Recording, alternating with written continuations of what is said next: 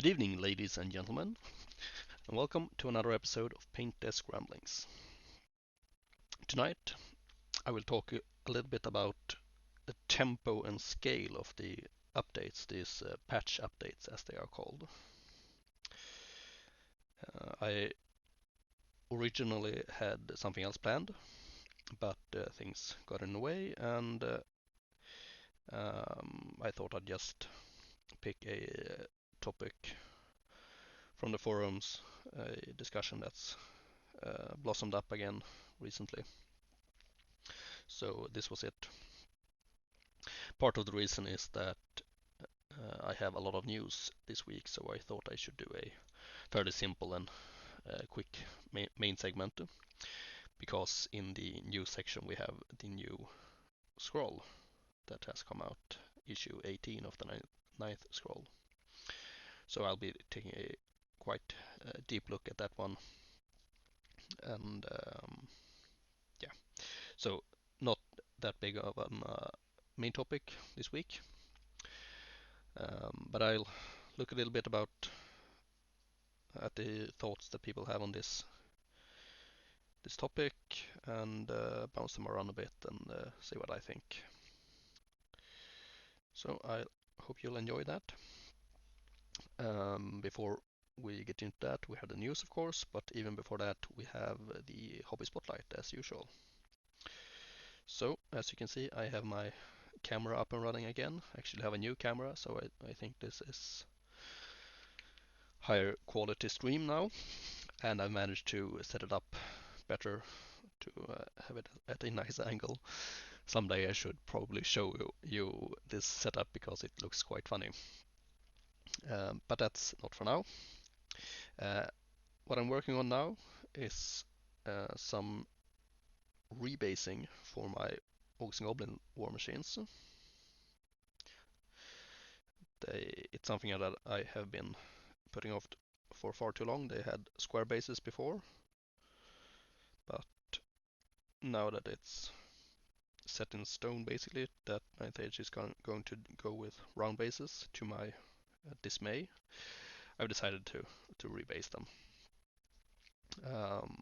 Part of the reason why it took so long for me to do so was because I had trouble finding bases that I liked.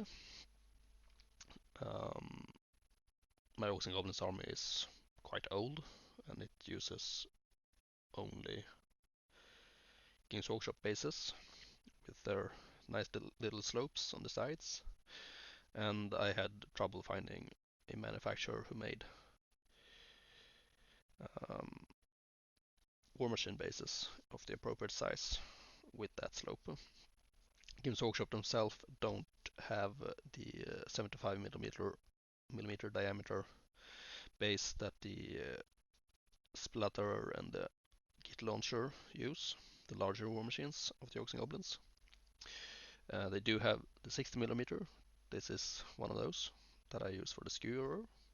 And this is a Games Workshop base, though I've found out that it's not actually 60 millimeters, it's 64, 65 millimeters. Really annoying. Had I known that, I would not have used it, I think. But the interesting part is the 75 millimeter bases, of which there are two here on the desk. So you have, this is a skewerer, another skewerer, a Git launcher, and a splatterer. So the Git launcher and splatterer has the 75 millimeter base. And these are 3D printed bases. I have access to a 3D printer, so I made some designs, really quick work, just add some ribs on the bottom to make them fairly stable, and printed them out.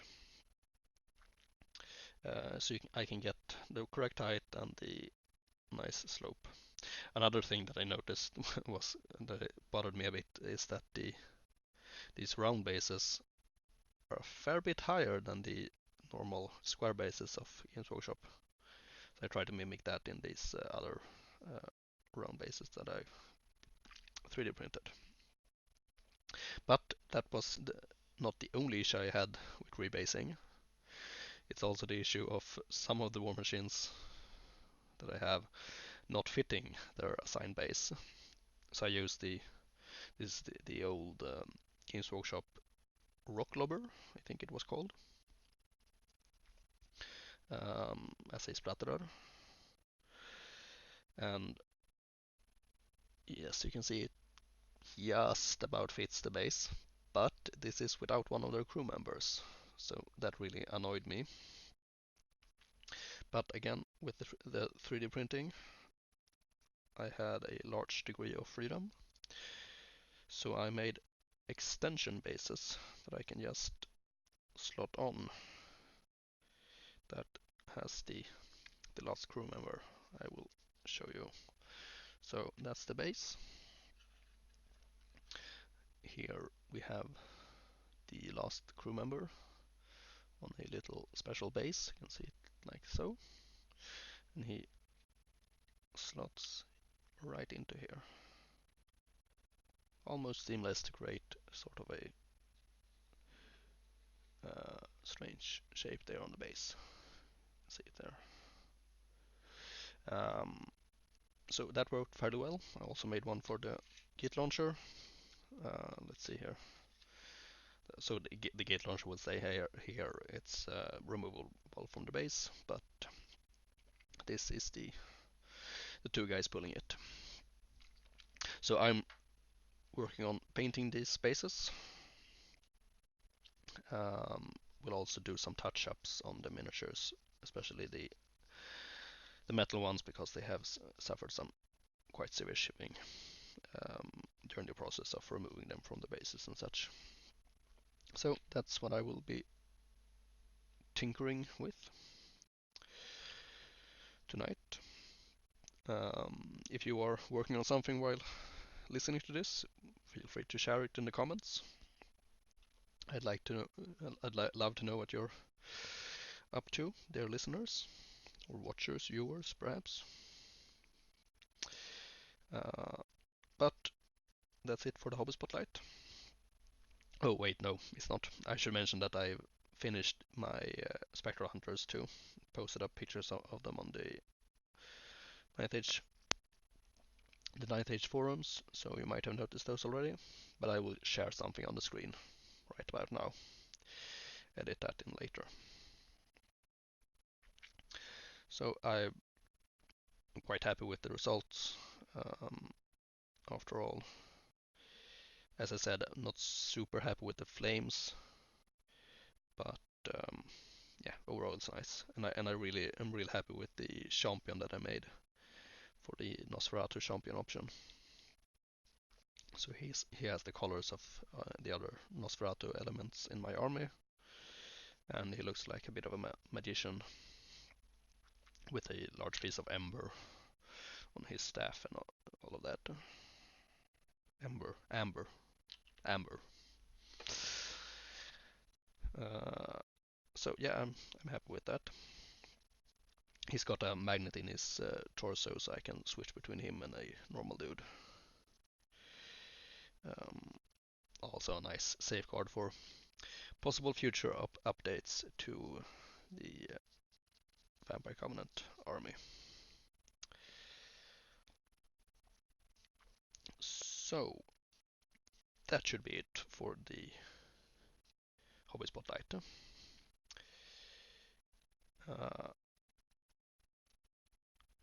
Which brings us on to the news. I'll start with some miniature news. I haven't been following it that closely this last week.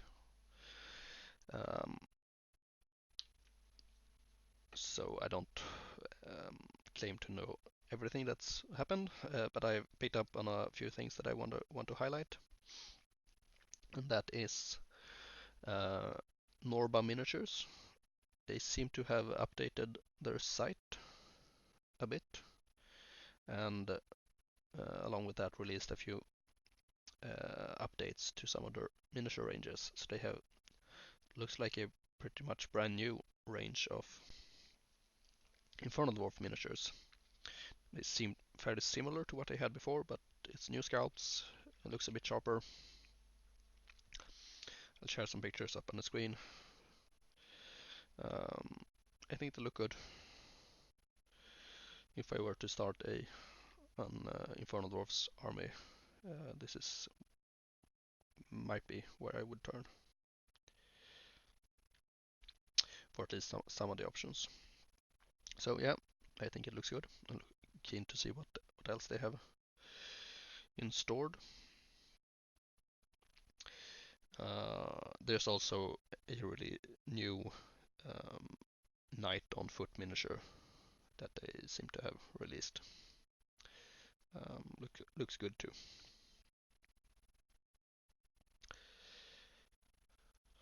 The other bit of news is from Old School Miniatures.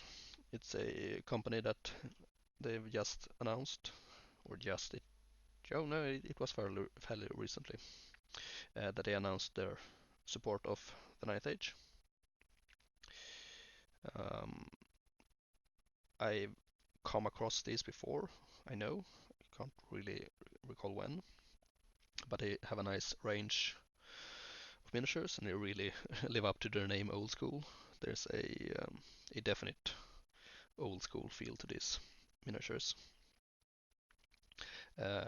Along with this announcement of supporting the Ninth Age, they also announced a Kickstarter for a Gnome Army, which looks pretty sweet. So if you're interested in gnomes, go check that out. But I also encourage you to check out their website.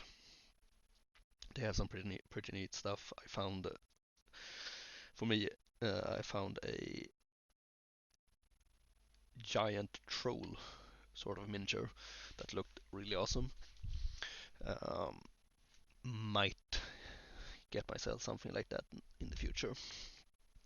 I don't really know.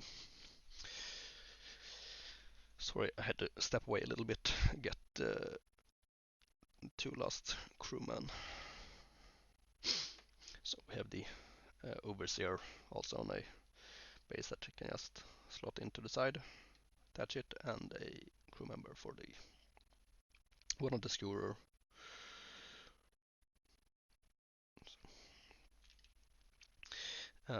So yeah, that's it for the miniature news. I'm sure there's other things going on, but I haven't picked up on it.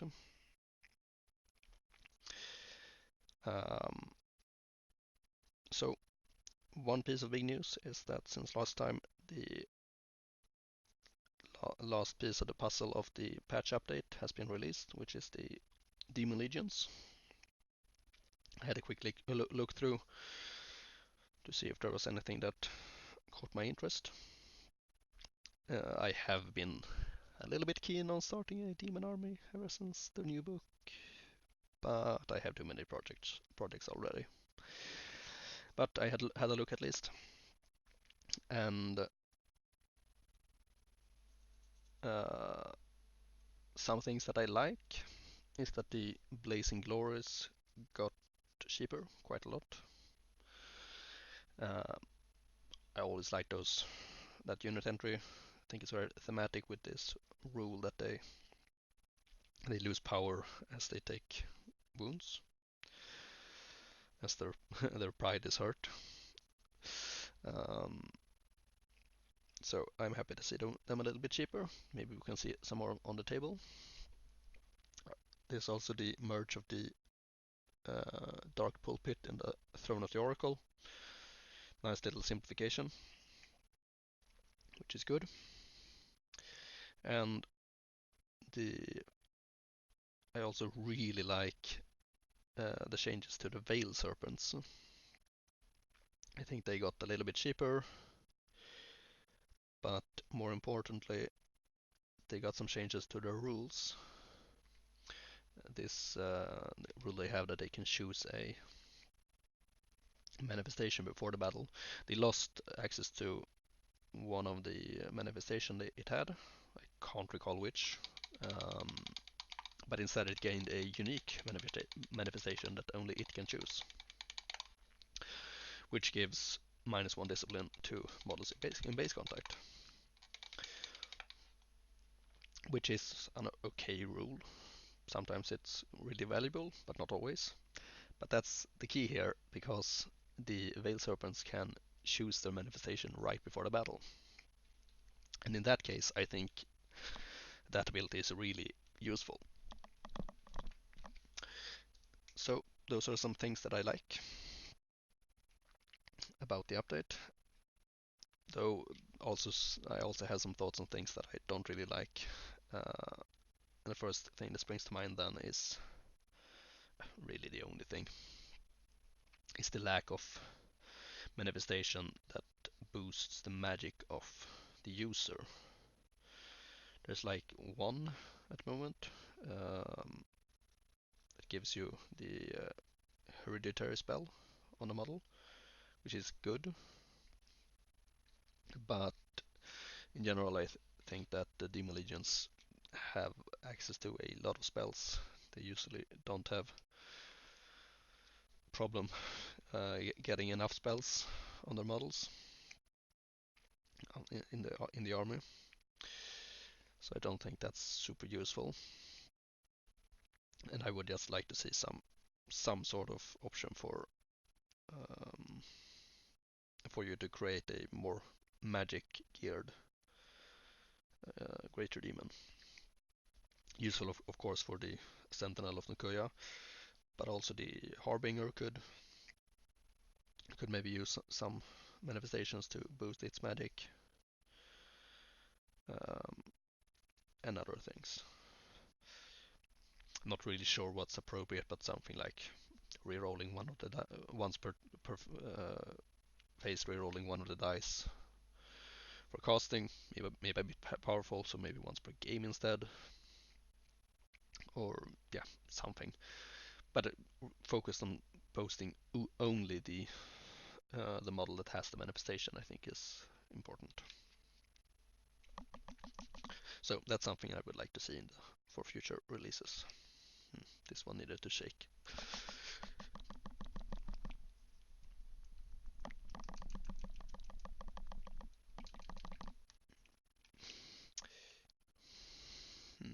Yeah, that's good. Okay, so on to the big news item, the new scroll.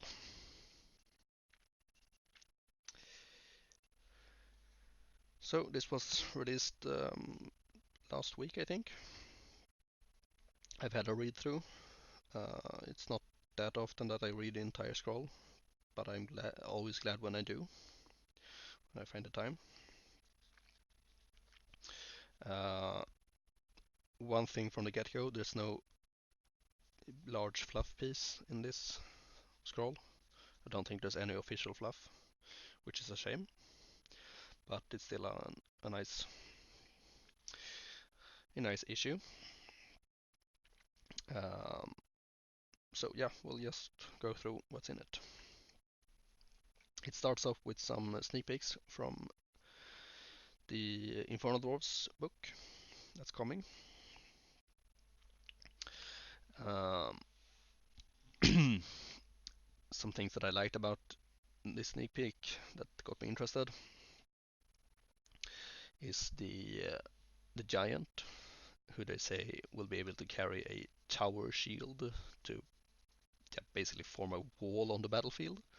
Not really sure how that will work, but it sounds like an interesting concept. So look forward to seeing the rules for that. And they also said that they wanted to make slaves a bit more interesting than just a worthless chef unit that you put in the way and maybe at the most tar pit with them. So they are talking about allowing it to interact with other units and have synergy, in that you can force them to carry stuff for your main units. I think they talked about giving shooting units the option to move easier if they have slaves nearby, because the slaves carry their weapons and then they can shoot um, after moving, something like that. So that sounds interesting to me, and it's a it's a good idea to make slaves more interesting in the army than just worthless chaff that you throw away. They can of course be used as that also, but it's nice that they would have another purpose. So that's what I like about that sneak peek. They also had some info about the Immortals and some other stuff, but nothing that really piqued my interest. They also have an article about the Dread Elves who are also coming. A bit of an earlier stage of production, but they are being worked upon. And they look into some of the background that's been established for the design. Things like the academy training of their armies. Um, they are one of few factions, I guess, that have a trained military force. I mean, Empire of Zornstall has it to some degree, but and I guess the Hibernals and such, but they don't have this rigid system. It would seem. Um, so the academy training is to represent that the army working together in to a larger degree than other armies do.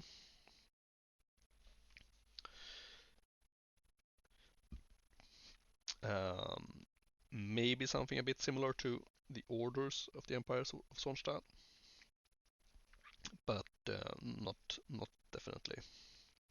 I think they talked about having sort of like a chain of command thing. I can imagine it being like so you have a line of units and they pass on the discipline from one to the next instead of just having a large bubble with the discipline from the general. They pass it along in a long chain. That could be neat. So yeah, uh, fairly interesting. They also mention the beast tamer aspect of the Dread Elves, wanting to focus a bit more on that. So maybe we'll see some new beast themed units. And I think they mentioned that the handlers of the Hydra and the Kraken might see a return, which could be interesting. So that's the Red Elves. Then we have an interview by Henry P. Miller with the Shield Wolf miniatures. I think he asks some good questions.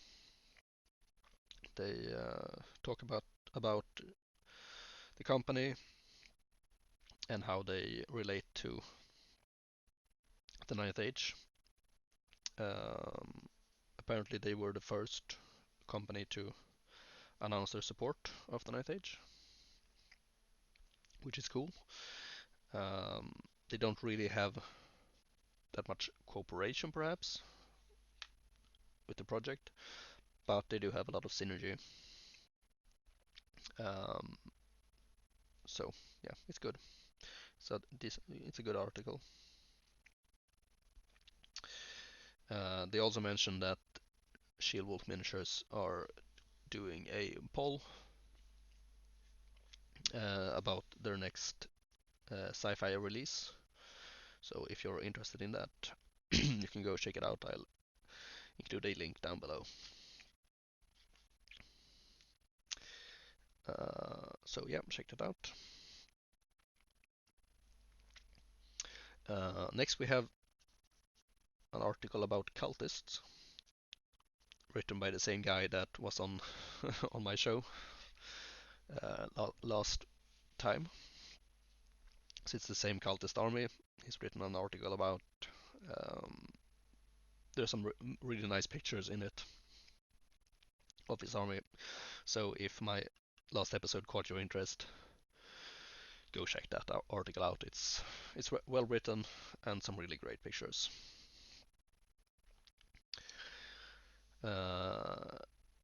Next, it's an art competition for making art for the Makar, the supplement army of the Warriors of the Dark Gods. I'm kind of interested in entering, but I doubt I would find the time to be able to do so. I will probably prioritize painting miniatures instead. Um,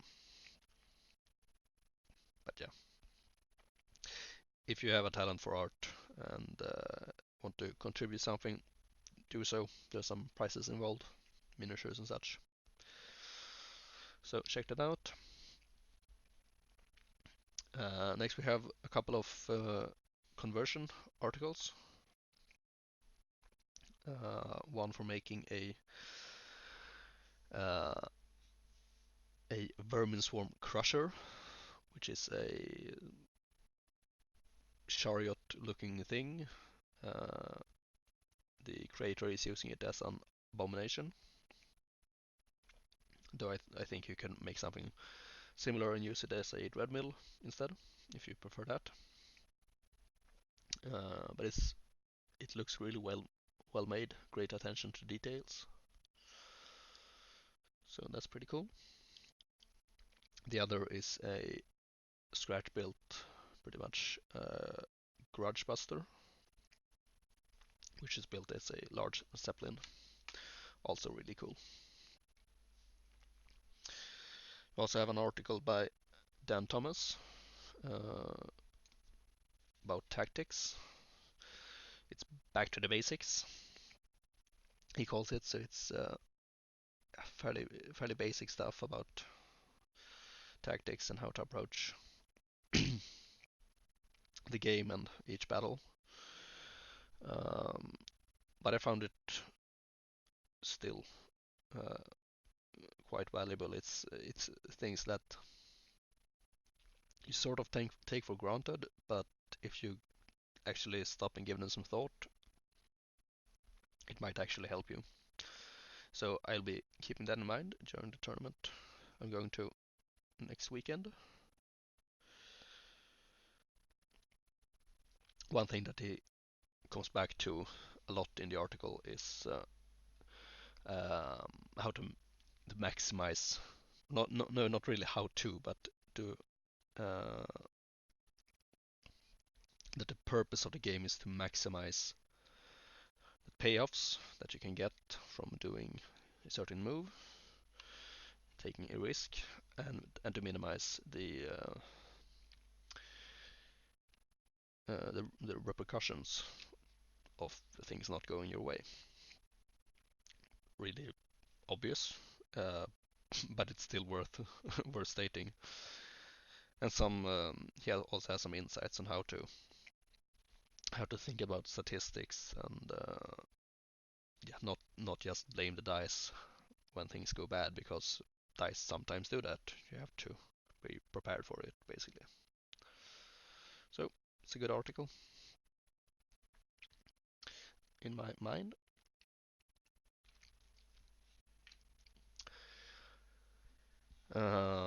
And then lastly, we have an article by Tony, which I think is the same Tony of the Fantasy Wargaming podcast. But I might be entirely wrong here. I'm sorry, but I mean, I listen to a lot of podcasts, and sometimes I struggle to keep people apart. I don't know these guys personally, so yeah, I don't know. But he talks about going to a tournament in Denmark called, in Swedish, it would be pronounced as Nerdcon. I don't know how it's called in Danish. Um, but I do recall having listened to something similar from one of the podcasts. But there were some nice pictures in this article. Really good looking armies there. So that was nice. But I think that will do it for the news section. Pretty thorough look at the news scroll. So go read it if you find it interesting. I really do appreciate them releasing this. So so regularly, and yeah, it's a nice way to get in touch with the hobby of other people. So almost done with the brown basing of my miniatures here. And we will move on to the main segment of the show, which is, yeah, I called it tempo and scale of the updates, but I think it can be called something like freshness versus balance versus stability. Oh yeah, a lot of things. But this is a recurring discussion. Yes, recently it blossomed up in a thread about uh, the Spanish community. It was basically presented as it's a video where some guys talk about the thoughts of the Spanish community on the game as it is today. And I have a major disclaimer to start with. I have not watched this video. It's in Spanish. I don't know Spanish. There are English subtitles, but they are not great. And I personally couldn't be bothered to sit down and watch slash read through that conversation. I really liked having something to listen to in the background while painting. But I can't do that with a video in Spanish. So I haven't watched it, but I think I get the general idea of it from the discussion in the thread. I think one of the people who were on that episode has posted in the thread and explained their position. Um, so actually, I think I will take a short break and let this dry for a little while, do some other things, and then I can come back and continue. So, see you in a second through the magic of editing.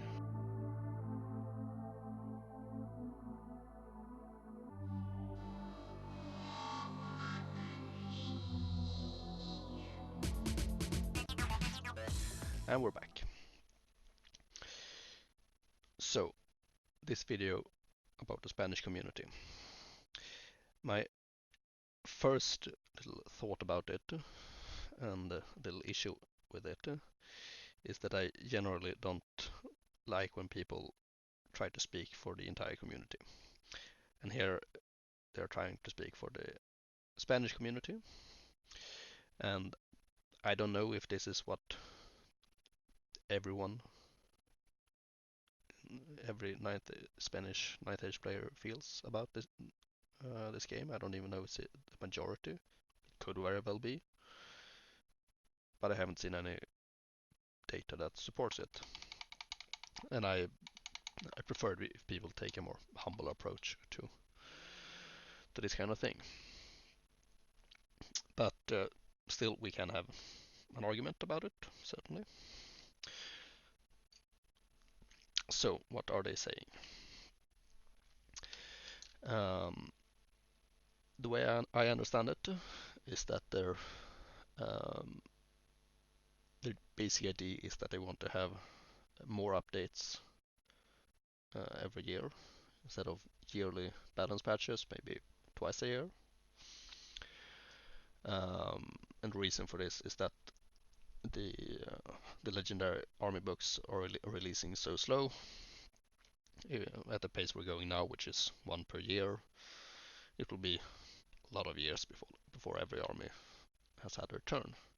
So some armies would, yeah, feel very left out for a very long time, and that's a shame. I agree with that. And one way to solve this partly is to do more balance patches.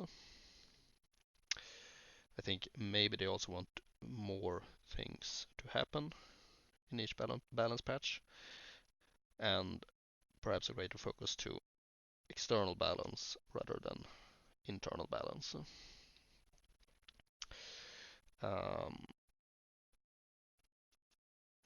so uh, this is a valid concern, certainly a valid idea.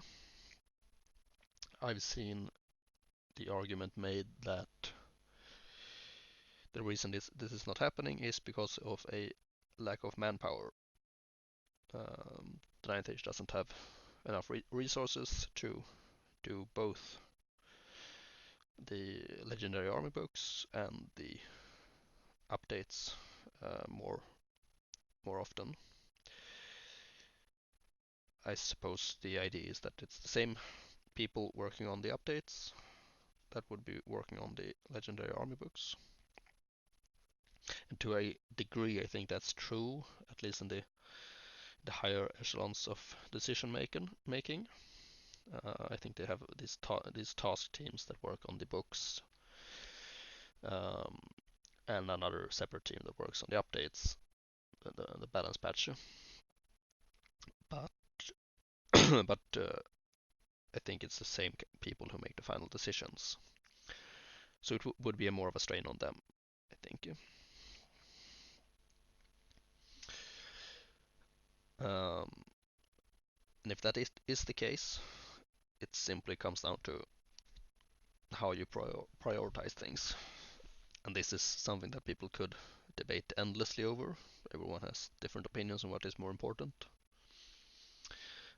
Personally, my list would look something like this, and this is something I've been thinking about for a while.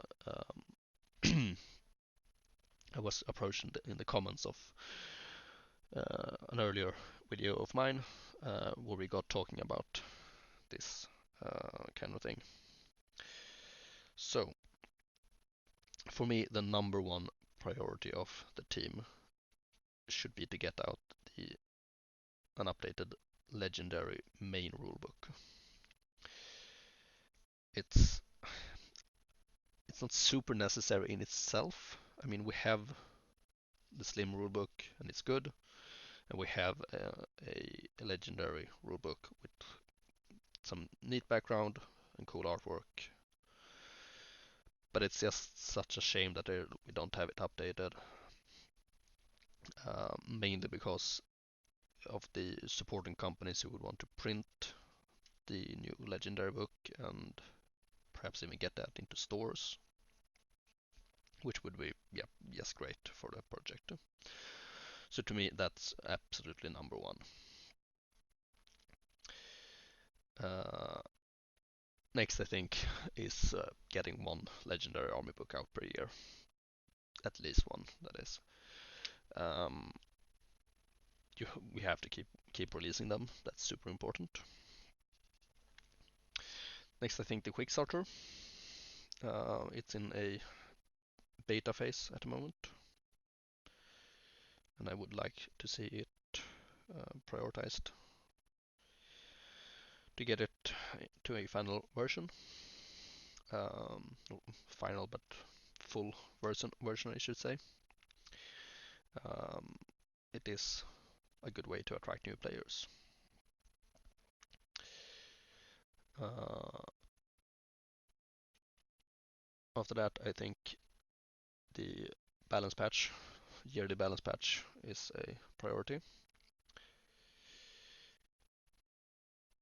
And after that, getting two or more legendary army books out per year.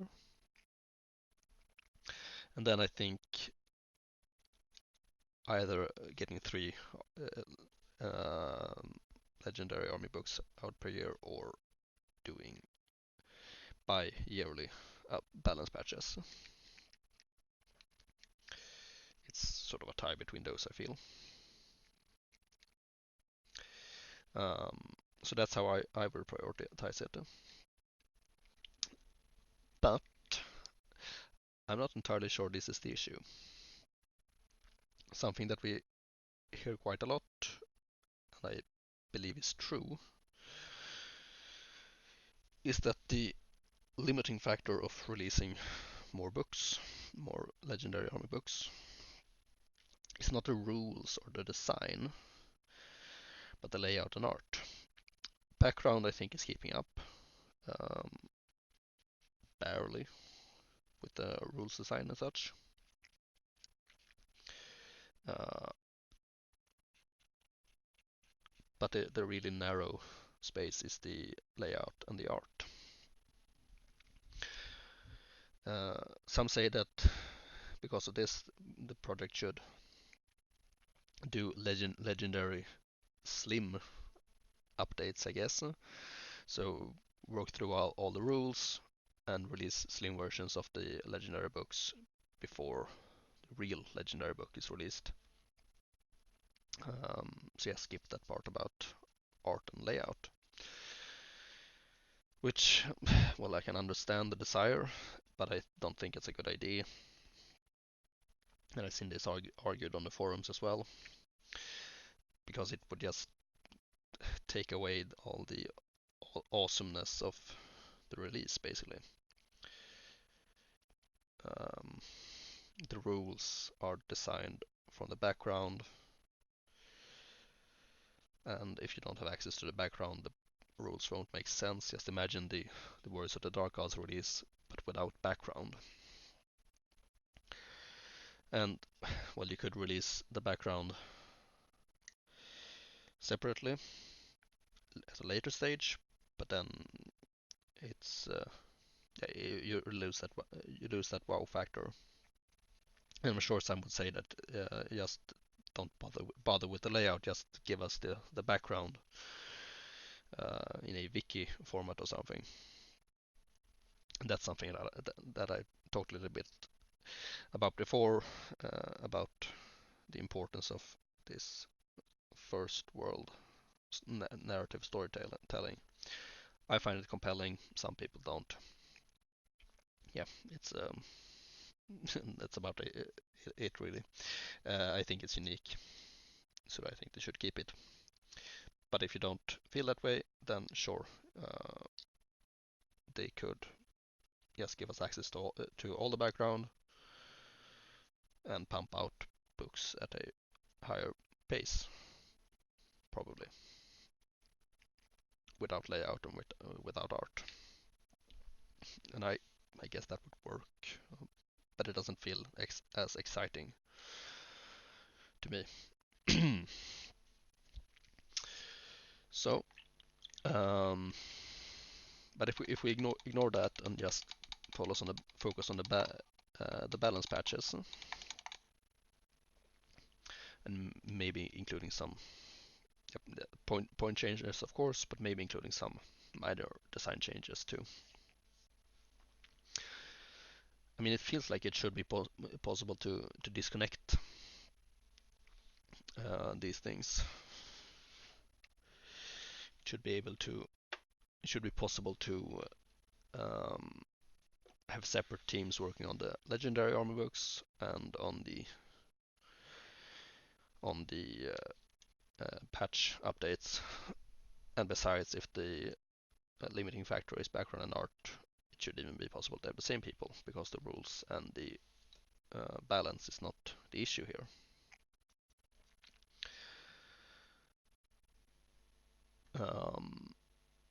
So yeah, it should be possible to do more balance patches as is. So why aren't they doing that? Um, and I think it's a matter of what it would actually achieve.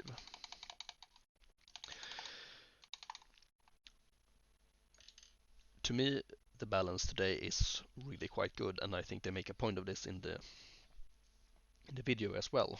Um, the balance is good. It's not perfect, but it is good. And theoretically, with every update, it gets better. So I don't think that the updates actually can do that much. I mean, sooner or later we're gonna reach the point of quotation marks perfect balance, and then the updates won't be interesting at all. Um, so yeah, I think the issue, and yeah, I should also say that one of the reasons I think they're not doing more updates is because they want to keep this freeze, um, rules freeze really intact and strong. Some people rely on it, I think, um, to be able to keep play, to learn the rules and play the same game um, month in and month out for a long time. Some say that point balances won't affect this, and to a degree that's true, but it still does affect things. And they are doing other updates. This time, the balance patch touched upon some few rules changes as well, which I think is good, but there is the downside of uh, people having to relearn rules, certainly. Um, so there's also things like the Arcane Compendium. Some spells had their casting values updated, which is good. Divination was too strong, I think, but you have to adjust your magic cards now, which is a bit annoying. I will probably just go over with a pencil and edit the things that where it was changed. But for some people, that's not an option. They have to print new cards and have them laminated, perhaps. So yeah, it's a bit tricky. And I know some people want to see more changes in each update. I certainly wouldn't mind that too much. Um, I feel that I can keep up with it, and there are things that I would want to change, such as the yeah, my pet peeve is the arcane knowledge, blood power in the Vampire Covenant. I feel that it's a really poor design because it has an anti-synergy with the Nosferatu bloodline, so it's stronger on the independents than on the Nosferatu, which has led to it being a lot more expensive on the Nosferatu than it should be.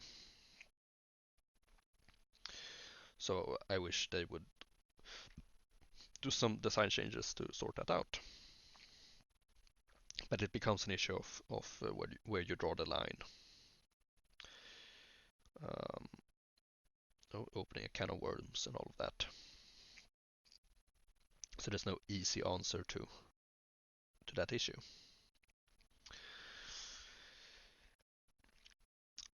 So, where do we land? I think a big point of this discussion is that people are afraid of the game becoming stale and uninteresting, and they want the balance patch to keep it interesting, to shake things up. But I think in its nature, it's not going to do that because it's striving to to get ever greater balance, which should allow for more varied lists, and I think it does. Yes, that, but it doesn't turn everything on its head like updates have done in the past. So you don't get that shake up really, and I don't think it ever really will. But that doesn't mean that the game has to grow stale. And I think that the project realizes this. To me, the key is keep releasing other stuff, fun stuff, supplements, and all of that. And if the narrow point is layout and art, they can just keep pumping out silly, fun expansions and other things that don't need massive amounts of layout, such as the Cultist book or the scenario booklet, terrain rules, and all of that. So I want to see more of those releases instead. And it's also a big responsibility of the community, of the TOs and of the players to use these in their games and in the tournaments, and also use their own things, of course. I recently hosted a tournament with some very special scenarios, and people enjoyed it. I had great feedback on that. Um, so there's definitely room to do fun things and keep it interesting. But we have to take some responsibility for it, I think.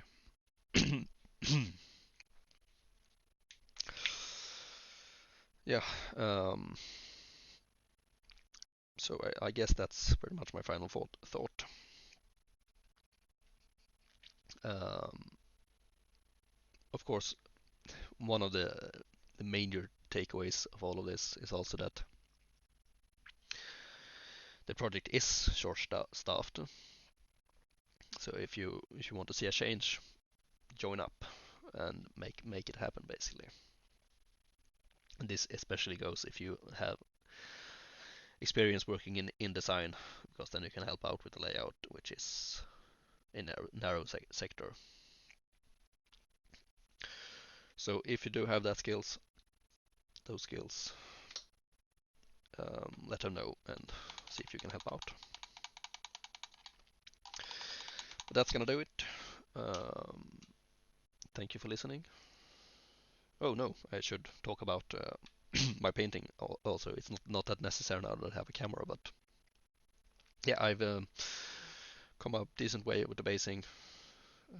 Some details left on the bases, bone and stone, and then some touch-ups on the shipping, and these are done.